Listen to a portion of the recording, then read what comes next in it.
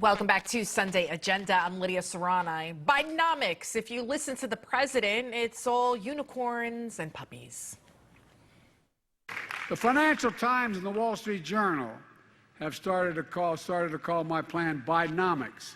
Initially, I don't think they meant it with a great deal of respect. With all due respect toward them, our plan is working. It's working. But it almost seems like his entire economic strategy is based on a house of lies. And the foundation of that, the so-called Inflation Reduction Act. At a campaign fundraising appearance this week, Biden walked back the very name of the legislation, acknowledging now that it won't reduce inflation. Biden even said, quote, "I wish I hadn't called it that." Joining us now to discuss is an economic consultant, Michael Austin. Also with us, public finance economist at the Heritage Foundation, E.J. Antoni. And also with us, our special guest, business and political analyst, John Burnett. Thank you, gentlemen, for joining us this afternoon. Michael, I'll start off with you first. So were Americans basically sold a bill of goods here? In July 2022, Biden said that the Inflation Reduction Act would lower inflation, cut the deficit, reduce health care costs, tackle the climate crisis. All lies. You're exactly right, Lydia. This kind of chest thumping with Bidenomics is unreal, because if you take into consideration these latest economic signals, his boasts look more like a partygoer after his third round of tequila shots. Whatever Bidenomics is, it's not real, it's not sustainable. What we really need to see is government pull back spending, reform regulations, cut back that bureaucracy, and that's the only way the economy can grow. You know, I know Americans are really seeing a hard time with these latest economic numbers that are coming out, but if you allow them, they will adapt, they will tighten its belt.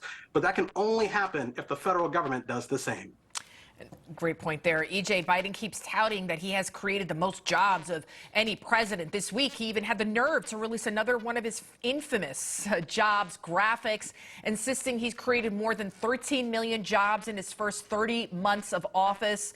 So he claims far more than any of his predecessors in the same time frame. You see that right there.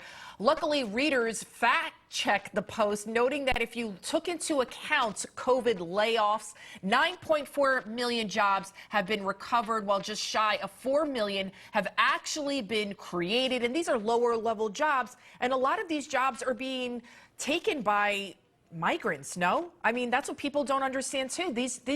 Who is actually doing these jobs? No, that's a great point, Lydia. And if you look at the difference between native-born employment and foreign-born employment, that's exactly the breakdown that you see. You see that in terms of native-born Americans, we haven't seen an increase in employment at all compared to pre-pandemic. So those jobs are disproportionately going to migrants. But I think the bigger problem here is the fact that even people who have jobs are getting crushed by Biden's inflation tax. The average American worker last month, in the month of July, paid over $4.60 an hour effectively in the inflation tax. Meanwhile, he paid less than $4 an hour in federal income tax. In other words, Biden's inflation tax has more than effectively doubled the federal income tax rate on the average American.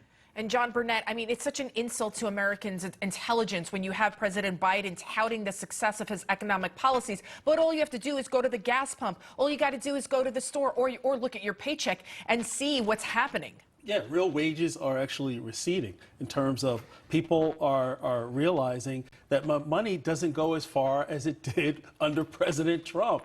And like you mentioned, they're paying more at the pump, but guess what? Cold weather is right around the corner, so home heating oil #2 is going to be higher than it has been in recent years. So whether it's the grocery store, energy costs, even the uptick in terms of inflation, 90% of it is attributed to what? Paying for shelter in the form of higher rents, not just in places like New York City, but all over the country. So the working class is being hit tremendously hard under Bidenomics, but I'm glad Biden is taking credit for it, so now we know who to blame. And there you have it. And also, you see credit card debt has never been higher. People are dipping into their 401ks just to make ends meet.